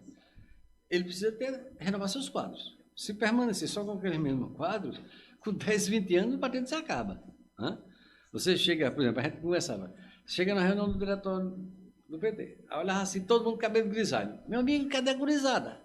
Se a gente não botar uma gurizada aqui dentro, por isso que é uma das principais tarefas do plano estratégico de valorização e organização para o PT de Campina Grande, que eu estou pensando, a gente tem que atrair a juventude. Tem que botar a juventude dentro do partido. Porque senão vai... Daqui a 10 anos, Hermano está fora, fulano está fora, você está com cabelo branco demais. Tem que ter cabelo preto, cabelo galego. Tem que ter guria. Tem que ter sangue novo. Tem que ter sangue novo. Da mesma forma, você tem hoje... O presidente Lula, na realidade, hoje, ele é suprapartidário. Né? A liderança dele é muitas vezes maior do que a área do PT. Né? Ele penetra em todos os setores da sociedade brasileira. Ele atrai empresários, inclusive empresários campinenses, amigos meus que eu conheço. Ele atrai apoio de personalidade de outros partidos. É um nome grande. Agora, o PT precisa também ter outros quadros, precisa formar outros quadros. O Brasil tem 8 milhões e 500 mil quilômetros quadrados. Tem quase 210 milhões de habitantes, tem 27 estados, uma diversidade regional muito grande, e a gente precisa formar novos quadros. Mas só que no campo federal, a entrevista do governador da Bahia não foi bem vista, principalmente naquele núcleo mais duro do PT, principalmente entra na presidente federal do PT, a Gleisi Hoffmann, e tantos outros aqueles que fazem parte do núcleo mais duro, eles essa questão dessa autorreflexão e um nome fora o de Lula, isso daí não caiu muito bem, já que ela até chegou a mencionar o nome de Ciro Gomes. Né? E Ciro Gomes nitidamente, quando dá uma entrevista, ele bate muito forte no ex-presidente Lula. Então, assim, já que o senhor é presidente aqui do diretório municipal aqui do PT e tem falado na questão de uma renovação e necessário a questão de sangue novo, na visão do senhor, hoje o PT teria um nome forte, além do nome do ex-presidente Lula? O nome mais forte que nós temos, que foi um nome testado nas urnas, é o nome do Fernando Haddad. Fernando Haddad, que teve muito voto. Teve muito voto. Campina Grande, por exemplo, no primeiro turno, ninguém sabia quem era Fernando Haddad. Só quem é jornalista do ramo, só quem é militante é quem sabe, conhecia. Fernando Haddad teve 20,9% dos votos em Campina Grande. No segundo turno foi para 43,7%. O cara, quando começou a campanha, era praticamente desconhecido no Brasil. Né? E teve 47 milhões de votos. Tem uma votação expressiva. Uma campanha torpedeada. Né? Sérgio Moro prendendo ex-ministros na véspera da eleição para forçar, né? Criar um clima contra o candidato. Juízes lá de São Paulo inventando processo contra ele, que depois ficaram todo mundo desmoralizado, mas inventaram processo contra Fernando Haddad. É um nome, mas há outros nomes que precisam também ser divulgados. E fora do PT tem outros nomes também. Você falou em Ciro, mas eu falo um nome que está crescendo muito, o governador Flávio Dino, né? Que está fazendo uma administração belíssima, tem um posicionamento muito claro, né? É tranquilão, igual a Haddad, bem tranquilo. E está crescendo, é um nome que está crescendo. Né? É um nome que está crescendo. O que nós precisamos nesse momento é de unidade. Unidade dentro do PT e unidade além do PT. Então, assim, necessariamente o senhor compõe essa questão, eu diria assim, da questão da ala hoje petista, necessariamente que está fazendo essa autorreflexão e já pensa necessariamente em outros nomes. Não é questão de pensar. Você perguntou nomes, eu citei nomes. Tem o nome de Fernando Haddad, a própria Gleisi Hoffmann, que também tem um crescimento, né? Ela tem um problema porque a base dela é um dos estados mais bolsonaristas. Né? Paraná o Paraná. O Paraná é fogo. Mas ela se elegeu deputado federal lá. Tá? Ela tem um problema nessa sua base. Né? São Paulo a gente também tem problemas. Mas eu acho que a gente tem que ver o Brasil, a gente não tem que isolar o PT. O PT tem que estar junto numa frente ampla. Tem que conversar com o PDT, por mais dor de cabeça que Ciro provoque. Tem que conversar com o PCdoB. Tem que conversar com o PSB. Você acha que o PT teria condições de conversar com Ciro Gomes, mesmo ele taxando o ex-presidente Lula de corrupto? Porque em entrevistas ele taxa o ex-presidente Lula fortemente de corrupto. Eu conheci Ciro. O senhor acha que necessariamente,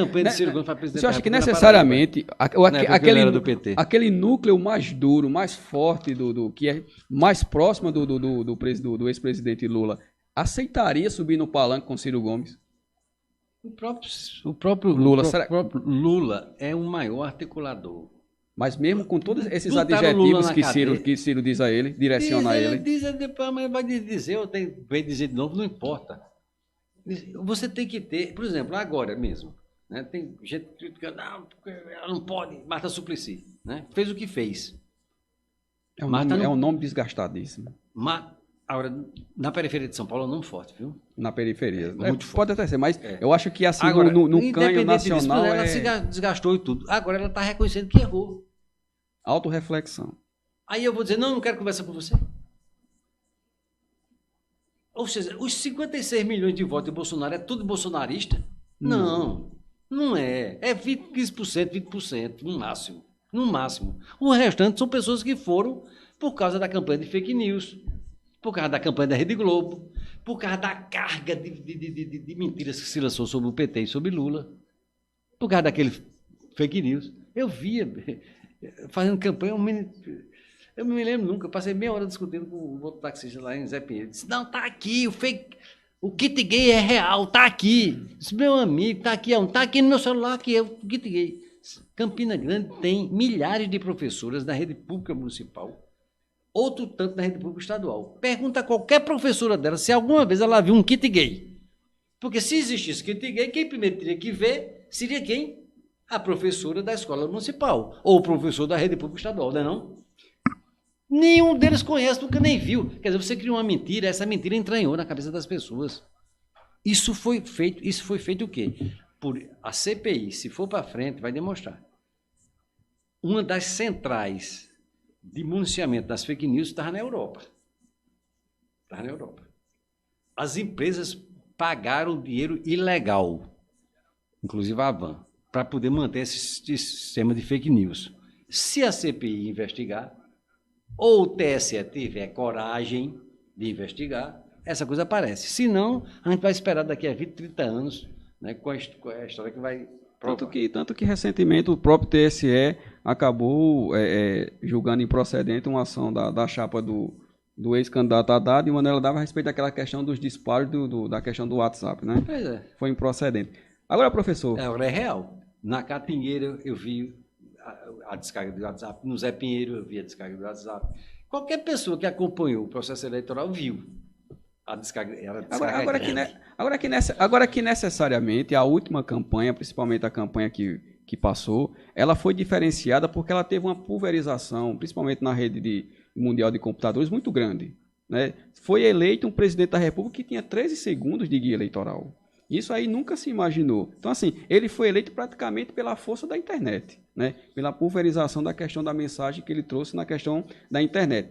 Como o senhor falou, o ex-candidato Fernando Haddad, ele não era conhecido no Brasil. Ele passou a ser conhecido também pela força da internet. Coisa que isso hoje praticamente vai ser um marco, principalmente nas próximas eleições. Na questão também dos debates, né? Porque quando você bota Fernando Haddad para debater, ele mostra que tem competência. Se você botasse Bolsonaro, a sorte de Bolsonaro foi aquela facada, porque com aquela facada ele não participou mais de debates. Se não fosse o desastre que foi aquela facada, ele teria que participar dos debates. Ciro Gomes destruía Bolsonaro em 2 minutos. E você sabe que Ciro destruiu.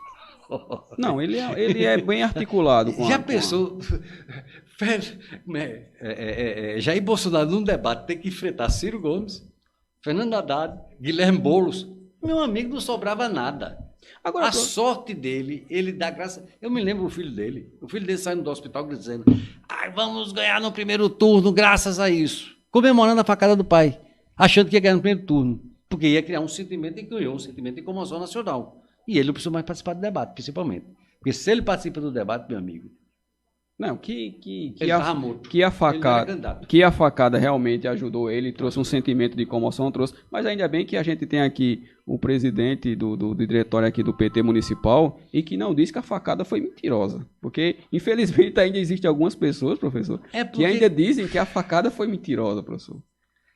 Mas vamos aqui agora adentrar um pouco, professor, na esfera local. Recentemente o senhor foi eleito presidente do PT. Se não me foge a memória, foi a 3ª tentativa que o senhor concorreu ao cargo, né? É teimoso, viu? É teimoso. E, ao que parece, é uma eleição democrática, mas bastante acirrada, mesmo na questão dos participantes da cúpula petista municipal. Então eu queria que o senhor falasse um pouquinho sobre a questão da sua vitória, da sua eleição, e também como é que se dá essa questão do diretório municipal aqui do PT. O PT, como a gente estava conversando antes, né, com o Pedro, inclusive, com o Bruno, ele tem um procedimento de escolha das suas decisões, de tomada de decisões, extremamente democrático.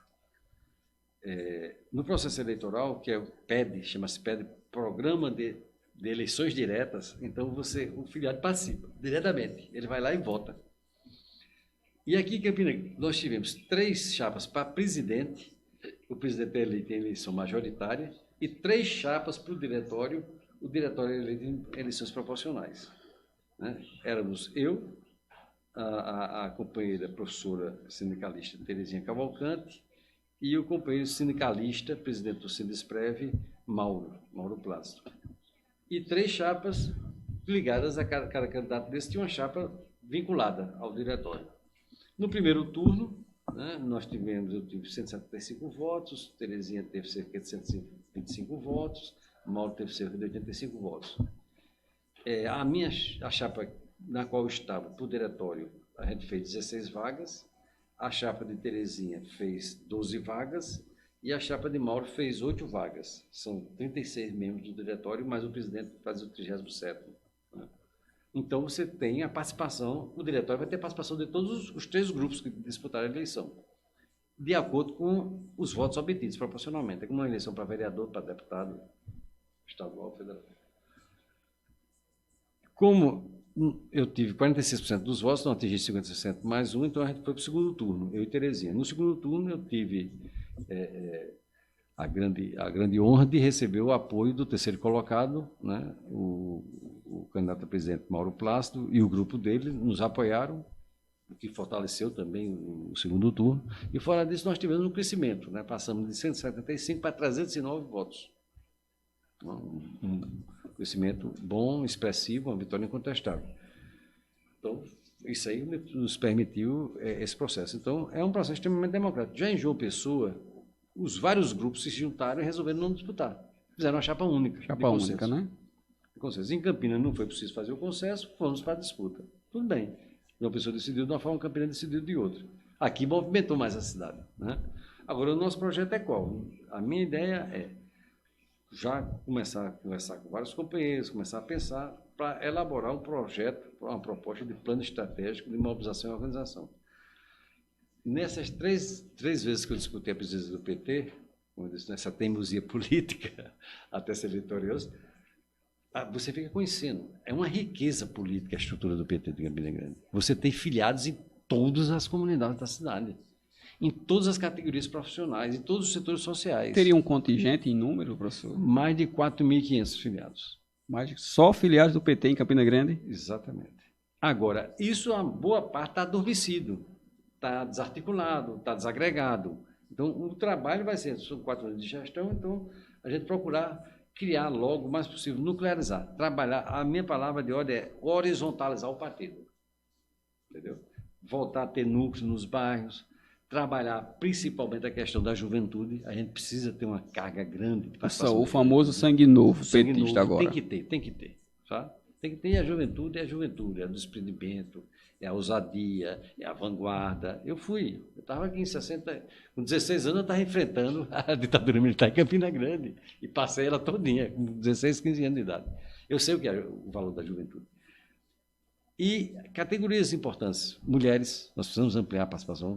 Tem uma participação, por exemplo, o PT tem uma coisa interessante. Você, para montar a chapa para o diretório, a chapa do diretório tem que ser metade homem, metade mulher. Metade homem, metade mulher. Se você montar a sua chapa com 36 nomes, tem que ser 18 homens e 18 mulheres. E tem 2 recortes horizontais. Nesse recorte vertical, metade homem, metade mulher, tem 2 recortes horizontais. Tem que ser 20% de jovens na chapa e 20% de negros. As cotas estão dentro do partido. As cotas também estão dentro da questão do diretório. Partido, exatamente, para o partido ser bem representativo. Então, acho que é uma riqueza que nós temos que trabalhar. É nuclearizar o partido, horizontalizar. Criar os núcleos, voltar para o trabalho de base. Isso é um trabalho. O outro trabalho é a eleição de 2020, que está batendo na porta da gente. Se avizinha, né? Já está Já estamos em outubro. Tanto que eu acredito que os dois últimos vereadores que o PT fez foi o vereador Perón Japiaçu e o Paulo de Tassi, em 2004. Então já faz bastante tempo que o PT não consegue representação na Câmara, na Câmara de Vereadores, já que é até estranho, porque quem tem quase 4 mil filiados poderia só entre os filiados conseguir eleger um vereador. Essa coisa fragmentou, adormeceu. Né? Tem gente que esqueceu, que não sabe mais nem que é filiado ao PT. Agora, tem gente, quando você vai atrás para fazer a campanha, você descobre que isso é uma riqueza política que tem que ser organizada, tem que ser mobilizada. Nós temos que trabalhar a internet. Como é que você vai fazer? Porque é impossível você fazer um contato pessoal com esse contingente. Então, você tem que ter um sistema eletrônico, pela internet, de chegar a cada afiliado. Mas o senhor também... Tanto a reunião presencial, como chegar também. O senhor também vai voltar àquela questão do corpo a corpo, com cada afiliado, visitar cada um. Eu adoro. Pronto, agora... Eu sou desses que vou para a reunião no domingo à tarde. Pronto. Muito bom. Professor, muito se fala aqui na cidade que a atual legislatura municipal não vai lá muito bem das pernas, né? É muito bate-cabeça, é muita coisa nessa questão, e até chegam a adjetivar que essa legislatura atual da Câmara dos Vereadores é uma das piores que a cidade já teve. Pergunta-se, o senhor hoje, como presidente do Diretório Municipal do PT, tem perspectivas de lançar o seu nome ou tem outros nomes também no PT? Há uma cadeira na Câmara de Vereadores. Eu digo que a tarefa é emergencial, a tarefa é emergencial do partido, do conjunto do partido, não apenas do presidente, não apenas do novo diretório, mas o conjunto do partido tem que ter como tarefa emergencial montar uma chapa competitiva para a Câmara de Vereadores. Trazer gente nova para dentro do partido para disputar. Tá? Trazer gente nova para reforçar. Ver os não melhores... necessariamente nesses famosos medalhões da cidade, nomes novos. Não. As pessoas que queiram disputar, que tenham uma referência, que tenham uma base social, que tenha um conteúdo programático, né, que dê qualidade ao partido, mas também dê voto. Porque sem voto você não chega. O pessoal fala que o coeficiente eleitoral deve ficar em torno de 10.000, 10.500. Eu sou mais pé no chão, estou trabalhando com 11 mil. Então, nós temos que ter uma chapa que ultrapasse 11 mil. Então, nós temos que pegar os melhores quadros, tanto política como eleitoralmente, do partido, e todos têm que estar dispostos a ir para a luta. E temos que trazer mais gente para reforçar essa chapa. Eu acho que é possível montar uma chapa competitiva para que o partido almeje retomar as suas 2 vagas na Câmara de Vereadores. Eu acho que essa é a tarefa emergencial. Coloca o caráter emergencial agora do PT é conseguir uma cadeira na Câmara de Vereadores. Uma representação na Câmara de Vereadores. Recuperar o que ele tinha. Né? Trabalhar, projeto. Vamos tentar reconquistar o que a gente tinha em 2004. 2 vagas. Vamos juntar, vamos fazer uma chapa competitiva. São 34 vagas. Né? Você pode botar uma chapa com 34 pessoas. Vamos botar 34 pessoas.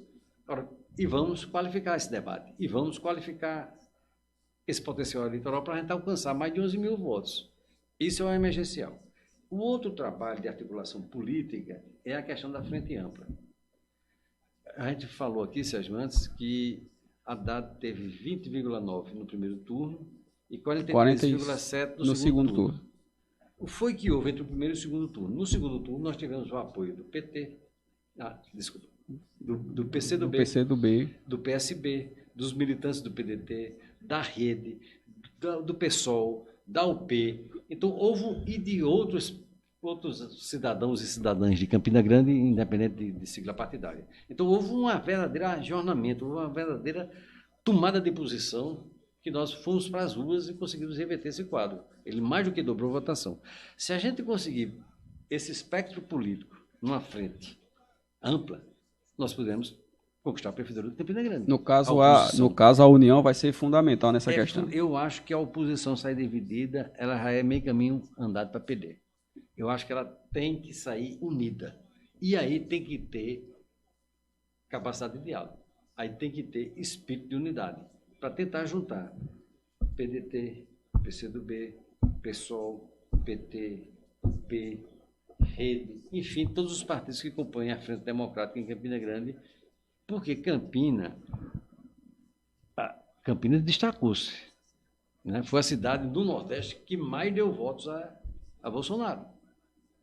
Aqui é um reduto, é o principal quartel-general do Tucanato, é Campina Grande. Essa é um dado de realidade, né? Eles têm a ampla maioria da Câmara de Vereadores. Então, é uma estrutura política extremamente forte. Você só pode lutar contra essa estrutura e disputar uma eleição com essa estrutura extremamente forte se você conseguir também montar uma frente ampla. Se a gente montar uma frente ampla, a gente tem chance de levar. Ô, professor, nessa questão aí que está, principalmente essa novela entre o rompimento do ex-governador Ricardo Coutinho e o atual João Azevedo, em que posição o PT fica? Principalmente na questão, eu sei que o senhor é diretor municipal, mas tem todas as articulações estaduais.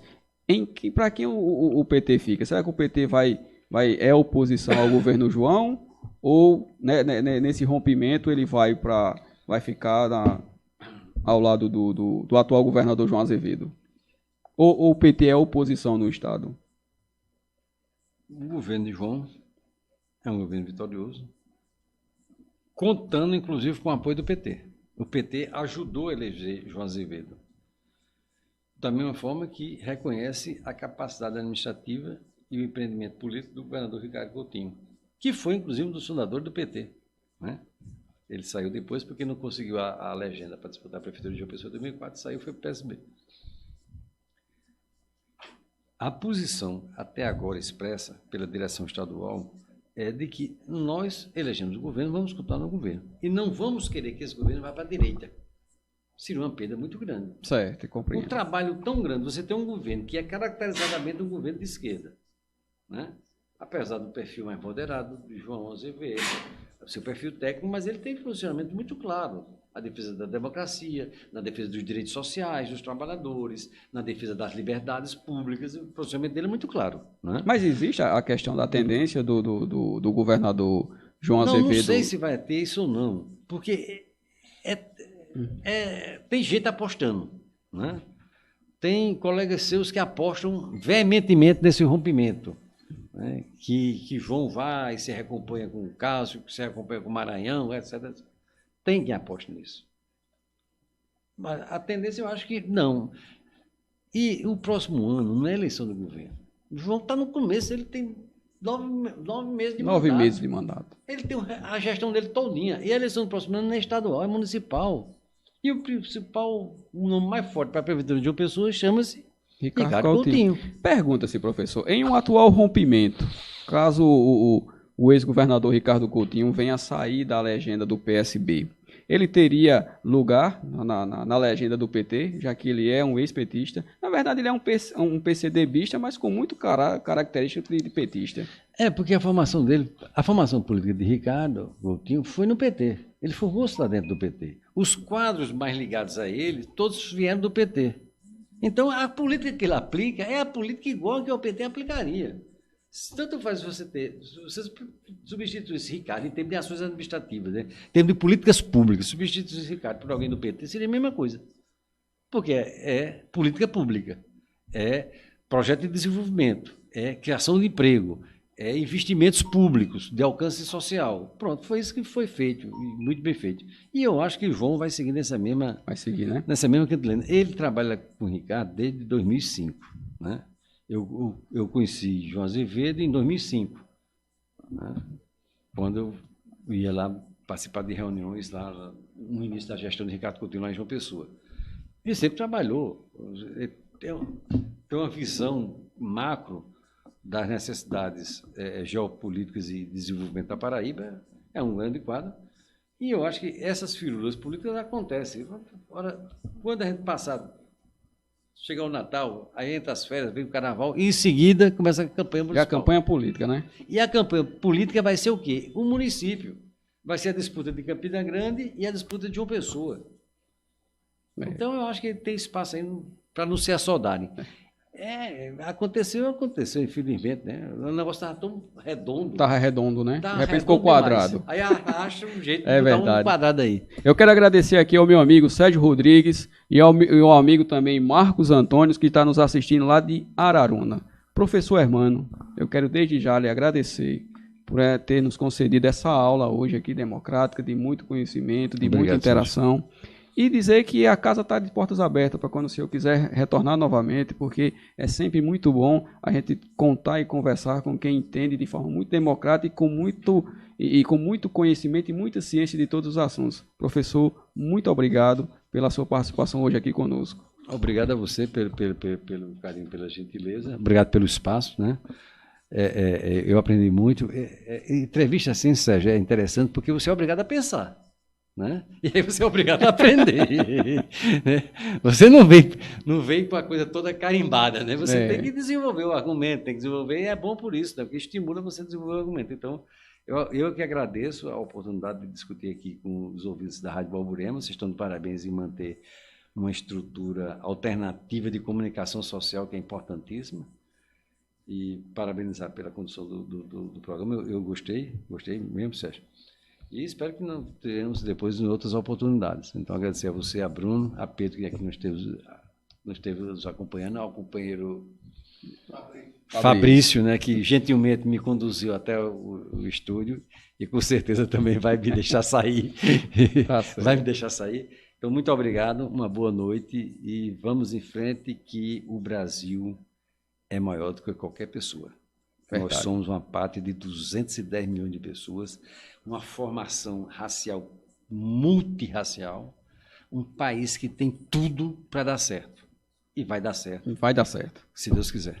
Eu quero agradecer aqui a presença do meu colega Pedro Medeiros, do Bruno Herbert, e quero agradecer a todos que estiveram aqui conosco em audiência e quero desde já dizer que amanhã estará conosco aqui na bancada sendo entrevistado o Basílio Carneiro, que também é petista, não é? Vai estar aqui conosco amanhã, também numa entrevista, você não pode perder. Então eu quero desde já agradecer a todos e, se Deus quiser, amanhã estaremos aqui de novo. Então, uma boa noite para todos. Então agora fica com o meu amigo Carlos J.R. com Vitrola no ar, não é? Entrevistado do Basílio Carneiro. Então,